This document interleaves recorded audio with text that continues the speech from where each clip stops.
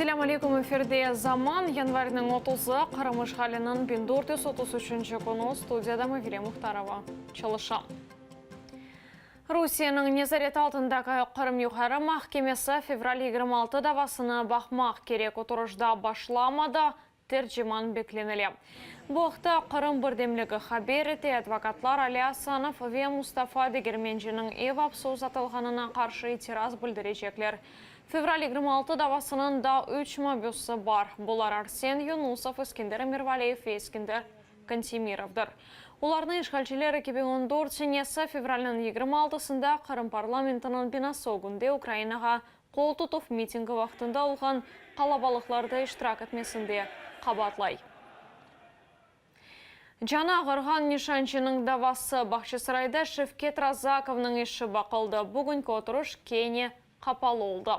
Невбеттегі махкемесі февральның 14-не белгіленді. 24 ешында Қырымлы полиция хазымының ақаретлемесінде қабатланып, 40 000 рубле пара жазасы яда 1 еллық мечбүри ішлер жазасыны алмасы мүмкін. Işgalчилер кечкен сене апрелінің 13-де Бақшысырайда Қырым татарларының евлерінде тінтулер кечірілгенде Шевкет Разаков Русия Милли гвардиясының нишанчысына түкірген деп білдіре. Қырымлы есе окуну семедешлеріне қол тұтмаға келіп, кімсені ақаретлемеді деп исрар ете. Все свидетели обвинения, они под копирку дают абсолютно одинаковые показания и умалчивают очень важные детали данного процесса и тех событий, которые имели место 14 апреля 2017 года. Всем известно и в материалах, и в видеозаписях СМИ видны и слышны выстрелы работников полиции на событиях этих. Но все свидетели обвинения, а это сотрудники полицейские в первую очередь, они дружно умалчивают.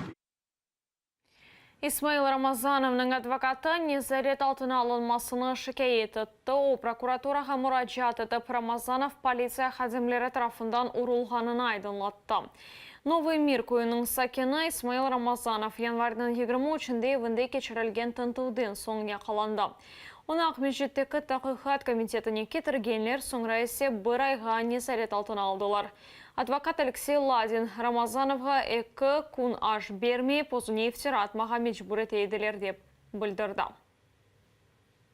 Исмаил Рамазанов в ходе конфиденциальной беседы пояснил мне, что сотрудники ФСБ применили к нему пытки. Сначала избиение началось в момент проведения обыска, потом избиение продолжилось в служебной машине. Там они его избивали, пытаясь принудить к самооговору. Ему нанесли множественные удары в район почек по спине.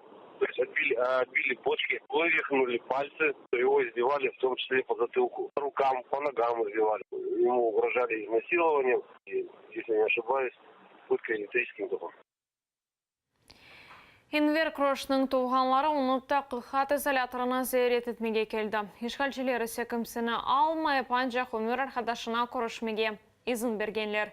Инвер Крош январьдың 25-інде яқаланғаны да Жанкойдегі evінде тінту кечірілгені да. Қырымлы иштимай ағыларда экстремист мәліматларына пайлашқанында қабатлана о 10 күнлік мемория апыш жазасын алды. 3 ел евелсе ФСБ хазимлері Инвер Крошны азапларға оқыратып ишбірлігі япмаға теклиф еткені да. Говорили, что могут зайти брат, жена, мать, отец, ну, в общем, близкие. Сейчас получается, что меня не запускают. Говорят, вот на жену там резолюция оформлена, что жена должна. Только одно свидание за все место пребывания. Это начальник дал такое добро. Işgal etilген Қырымда яшаған Украина ватандашлары прокуратураға видео ве электрон бағлары вастасынен мұраджат ете біле. Ақлары бұзылса, бұны білдірмеге имканлары бар. Прокуратура ве Қырымлыларының бағы афтада 3 күн олажақтыр. Тафсиратлы жабу ақталифхамызда тариф етіле. Сағлық, тасил, ана тілінде оқыш ве Қырым татарларының евлерінде бетмеген түнтөвлер. Ишгалчы акимиет инсан ақларыны бозса, Қырым прокуратурасы Украина ватандашларыны хабер етмеге шақыра. Бағының екі усулы бар – скайп ве електрон мураджат. Спілкування в даному випадку не обмежено для відповіді на конкретний дзвінок. Тобто ми не зможемо дати відповідь на її запитання і надати поради. Можливо, в деяких випадках варто буде ще написати до нас ще електронне звернення, де ми зможемо залучити працівників інших структурних підрозділів для того, щоб максимально вирішити ту проблему, з якою особа звернулася. Прокуратура бутун бозуларыны кайд етіп ішғал етілген Қырымда яшаған Украина ватандашларына ярдым етмеге ваде ете. Сайтта атсыз мураджат қалдырмаға имкан бар. Бөлежі инсанларының телекесізлігіні темин етмеге тырышалар. Така форма, вона створена таким чином, щоб максимально захистити будь-яку інформацію, безпосередньо надійшло дане повідомлення. І якщо дані обшуки або затримання людей проводяться на підставі незаконних рішень окупаційної влади, то безпосередньо відкривається кримінальне провадження. Ці факти фіксуються. Бірінші күні прокуратураға адына айдынлатмайып бір Қырымлы мұраджат етті. О, Ишгалчы девлет тарафындан аскерлікке мечбур етілгенini білдірді. Надійшло до прокуратури 2 анонімних звернення, які стосувалися незаконного призову до лав Російської Федерації кримчан. Ці факти для нас є дуже корисними, оскільки вони всі долучаються до матеріалів кримінального провадження, яке здійснюється прокуратурою. І це є можливість реагувати не через якийсь термін, а відразу. Прокуратура скайп üzerinden müracaat etkenler şimdilik yok deb bildiре. Prokuratura ile video bağa çıkmak imkanı salı, çarşembe ve cuma akşamı günü saat 10'dan 13'e kadar olacaktır. Elvina Sidbulayeva, Nikita Praskorin, Zaman, ATR. 41 bin гривна, $870 ve $166 рубль. Bu para ise Ukrayna'da geçirilgen Kırım marafonu çerçevesinde toplandı. Bir hafta devamında marafon Kiev, Odessa, Kherson ve Lviv şehirlerinde oldu. Para Kırım birdemligine berilecek turunu bir kişilik narazılıklardan iştirakçilerine berilgen para cezalarının ödenmesine sarf edecekler. Jürimelerinin umumi miqdarı 1 milyon Rusiya rublesine yetti. Международный крымский марафон закончился. Мы благодарим всех участников, всех неравнодушных людей, которые приняли участие. Это большая моральная поддержка, не говоря уже о том, что финансово люди поддержали.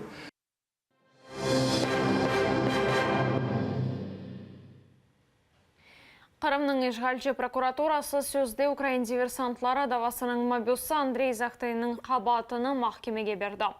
Оны силянын қанунсыз қолданмасында қабатлайлар 2016 сенесі август айында ФСБ Қырымда террорист үжімлерін азырлаған Украин диверсантлары яқаланды деп білдірген еді. Сөз сырасы Андрей Захтай мұрытвурыт Украин сайтында Ишгалчылерінің қызметшісі оларақ қара жедвелде қайдеділі. Даваның екінші мобюсы Аттоқ аланында жеңклешкен Евгений Пановдыр. Esas Украинада оның қачырылмасының бағлы жинайы тақиқат ашылғанады. Қырымда Русия акимиетінің эранги сайлавлары қанунсыздыр. Бұны Русия Девлет Думасының сабық депутаты Илья Пономарев АТР телеканалының yayınında айтты. Оның fikrince халқара топлылық бір хатта yaptı. Dünya Қырым işgalini tanımayıp Rusiya Devlet Dumasının bugünkü erkenini tanıdı. Lakin saylavlar Қырымда da olğan da Mart ayında ise Rusiya prezidentinin saylavlara geçirilecektir. İlya Ponomaryov'ның fikrince Қырымлылар рейверсия işgalçilerге qol tutqanının bir delili olur. Голосовать в Крыму – это аморально. Это оккупированная территория, это Украина. И, соответственно, там любой человек, который идет, житель Крыма, голосовать, тем самым признает эту оккупацию, признает агрессора.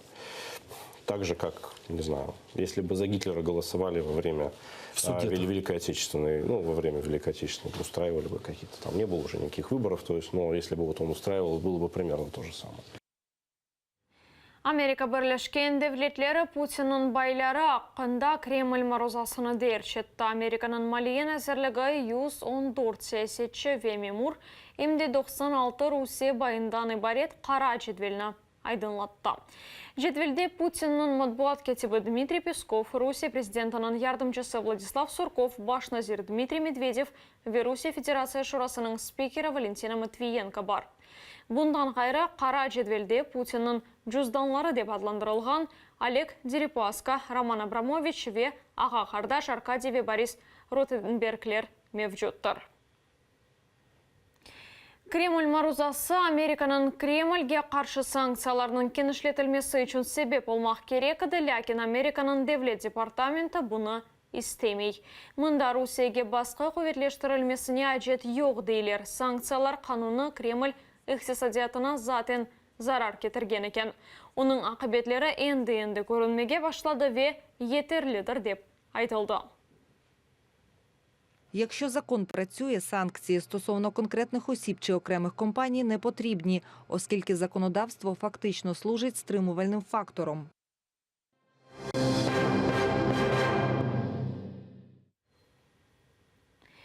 Түркия президенті Сурия сыңырыны террористлерден темізлежегіні ваде етті. Бұақта Режеп Тайып Эрдоған Адалет ве Қалқынма партиясының топлашуында айтты.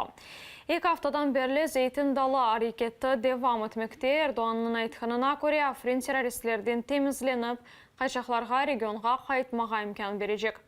Washington buna narazılıq bildirdi. Suriye Kürtleri Amerika'nın desteğiyle İslam Devleti terör teşkilatına karşı cenkleşi. Türkiye'nin Arbi ştabı bildirgenine göre alınған tedbirler vaxtında 300'ge yakın Kürt cenkçisi yok edildi. Қытай әкиметі мұсылманларының ақларына боза. Әялінің эксериеті ислам дінінің көткен шерлерден бірінде мектеп тәлебелеріне тәтілде жәмеге бармаға ясақ етілді. Мектеп мемориетлері тәлебелерге Құран-ы Керімнің оқымаға да ясақ етмек керек екен. Қытай қанунларына көре девлет мектепні динден айры көрмек керек.